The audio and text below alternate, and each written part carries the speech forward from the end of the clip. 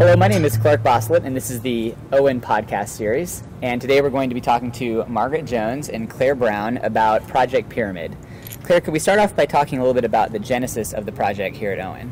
Sure. Yeah, it started when a group of Owen students read a book by C.K. Prahalad called The Fortune at the Bottom of the Pyramid, and were pretty interested in it. And they talked to Professor Bart Victor about maybe starting a class based around those same issues. And he said, sure, I'd love to, but I don't want to run it. If this is something you guys are interested in, I want you to just find a forum for your interest. So I'll be your faculty advisor, but I really want this to be a student organization. And Professor Victor has a background in these kinds of issues? Yeah. He teaches the ethics classes here at Owen, and he's the Cal Turner Scholar, so he's written a lot about issues of poverty and kind of humanizing the people who are in poverty and things like that. So he was very well suited for that sort of role. A perfect fit. Mm-hmm. Okay, very good. So they approached Professor Victor, and he gave them the green light, and then.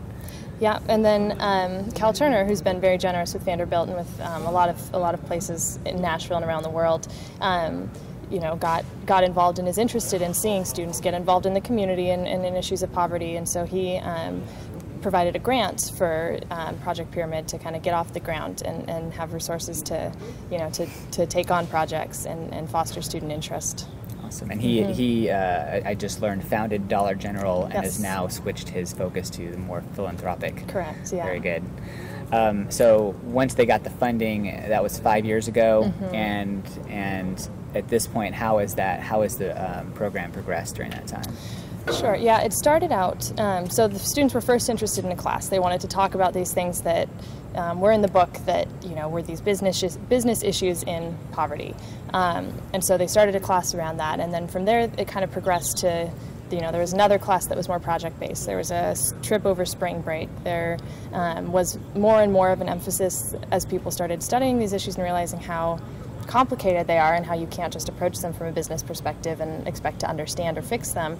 More of an emphasis on bringing in people from other schools and other backgrounds and having more diversity of thought around the same issues. So as it stands today, we have a class in Mod 1 and Mod 3, and then a spring break trip, a few other student things that run throughout the year, and a lot of a focus on interdisciplinary thought and study. So. Right, so I'm actually in the Mod 1 class right now, and we have students from our law school, from our medical school, education, obviously the business school, divinity, so definitely a wide representation, of, which really makes for a very eclectic perspectives and representation. Yeah. So tell us a little bit more about, so like you said, there's a Mod 1 class, which is much more of the theory. We have speakers come in, and it's really, I think, for me, who felt like I knew a little bit about this world, it's still been very eye-opening, and tell us a little bit about the definition of poverty and how this is kind of approached in Mod 1. Well, a lot of people, especially from a business background, myself included, come at a problem like poverty and say, well, people don't have very much money and that's why they're poor. But if I took someone in, a rural village somewhere in, say, sub-Saharan Africa and who made $1 a day, and I gave them $1,000, would they not be poor anymore? And I don't think anyone would say, like, well, all of a sudden they're not poor because if they don't have education, have hospitals, roads, electricity, water, like that's not the same thing as not being poor even if you have money. So the class really tries to emphasize that it's a complex problem with a lot of different facets that make it harder and harder, and there's not an answer that anyone can provide that just fixes it. So it's rather than trying to say, like, this is how you address poverty, it's about helping students think through something that they're already interested in, that they've already, they wouldn't be in the class if they didn't want to learn more about it. So kind of, guiding a thought process and facilitating discussion is really what it's about. A little bit harder fix than just throwing money at the problem. Right, yeah. Okay, very good. And I think the speaker that we just had come through talked a little bit about that. He is working with, what was the organization again? Luwala Community Alliance. And they're in Kenya, and it was started by two brothers who first came to the United States. They had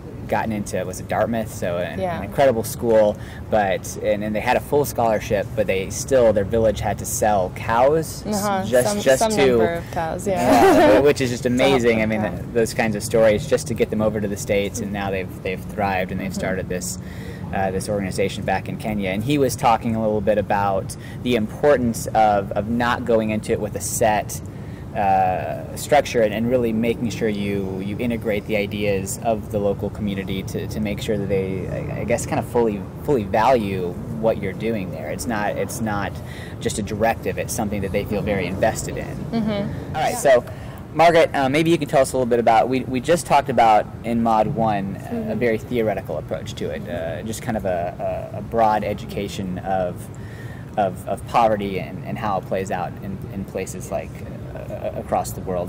Tell us a little bit more. In Mod 3, we actually put that into practice. Yes, that's the neat part about Mod 3, and most of the folks who were in that class had taken the Mod 1, so we all had a good basis of knowledge, and were able to apply that to our projects that we implemented in Guatemala. There was several different projects because the class was pretty big, which is great, huge interest to go to Guatemala, easy access, and we hope to be able to continue on throughout the years there, which is why we chose that location. And there was also, importantly, I think, a pre-existing connection between Vanderbilt. So there was, yes. Most of the projects focused around a clinic called Primeros Pasos in a town called Xela. It's actually the second largest city in Guatemala, but terribly impoverished. But yes, that clinic has lots of ties to Vanderbilt. I know that over in the nursing school, they have a rotational program where the nurses can go down there as part of their program, and also Children's Hospital is involved as well. So it was really easy for us to connect with them, and they needed our help from the business perspective. Medically, they're good to go with volunteers, which is great. But that kind of led, actually, because of that reason, the clinic has done really well. They're already at capacity, probably really over capacity, and another issue is that their building is leased, and they've tried to buy it several times, but the owner refuses, so there's always that worry of how long will we be able to stay. So one of the big projects was to work on expanding the clinic. Another one was to continue marketing and fundraising dollars so that should it expand either at that location or into other cities, that there's the money to do so. And then another project that was kind of on the side from that was actually developing a nutritional product to source and implement there. On that first one, I think one of the kind of hot topics in this whole area is the idea of scaling up. When you are actually able to successfully plant something and make an impact in the community, and you feel like you finally have some momentum, it can be just as hard to then just scale that up to a second and third location. Right, and it's Guatemala, it's not the United States, so you can't just say, oh, I want to go here and build a clinic. It's not that cut and dry, even if you have the money. You have to pass all sorts of political barriers, legal barriers, even within communities. You just really have to get everyone's buy-in, and that can be tricky. And something you touched on earlier was, that one of your speakers mentioned was, yeah, you can go there with a plan, but that plan's going to get shot. Once you really dive into the culture and figure out what the locals need. Let's talk a little bit more about that, because that was kind of a cool concept as well. So tell us a little bit more about this nutritional product. Sure. It was called Guatinut. There's a product that has been in use here in the U.S. as well as places like Africa called Plumpy Nut. It's a real dense, almost peanut butter-like substance that's packed with vitamins and sugars and fats for super malnutritious kids normally, to just as a last-ditch effort to really get them back to somewhat of a safe level. Okay. So for Guatemala, because under malnutrition, it's a problem, but not so extreme. I mean, kids do eat there, just not as healthy. This was a way to supplement them more from a nutritional aspect, get more vitamins in their system. So first, that team, they figured out what went into that kind of product and then designed their own, made it here to kind of test it out. We all tasted it in class. It was really good. And what they thought through, too, was the diet of the Guatemalans. Do they eat peanut butter? No, not really. But they put a lot of things on tortillas, and so does it taste good on tortillas? So When they went there, they had found a kitchen, someone's kitchen that they were allowed to use, and they sourced a lot of the ingredients. I think the vitamins were the only thing they were having trouble.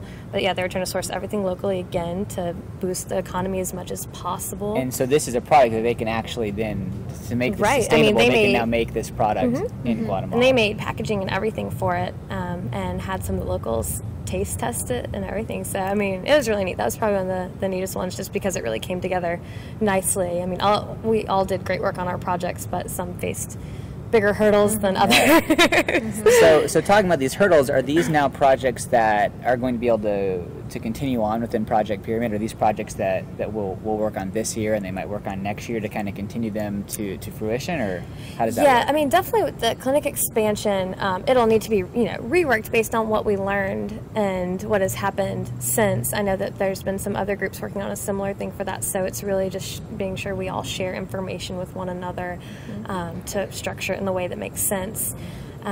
We also, while we were there, went and toured some other locations, so a private school, a public school, to see what they do, how they get funding, if they need our help. And a couple of them did, and so we could always structure projects for them as well, in addition to the stuff with the clinics. The problem with the clinic is it's really tiny, and it's hard when we are actually physically in Guatemala to all be working at the clinic together. So even while you're there addressing these set needs, you're always on the lookout for other needs to address. Right, and that just kind of happened naturally of, only so many of us can go to the clinic. Absolutely. So let's go look How at many other students things. went on this trip? About 23. 23, and it was multidisciplinary, so you had students coming from all these different schools. I actually worked with a divinity student on my portion of the project, but yeah, we had law, divinity, education. We were just missing the med student. They have a different spring break, unfortunately. Yes, so that's why they that can didn't never work join out. us. But Yeah. I mean, it was great, and that's the other neat thing is we just have a business focus here at Owen, but it's really neat. And it's very easy too when you're surrounded by just in that track, and so it's good to get other perspectives and learn and bounce ideas off. I mean, this class just wouldn't be the same class without that aspect. That really makes it unique and special. Very good. Well, thank you so much. Thank you both for taking the time to come and speak with us here at the Owen podcast series today. And I apologize for, we had some sirens and stuff. Hopefully we'll be able to work through that. But yes, thank you very much for taking the time, and thank you for joining us. Yeah, thanks. Flirt!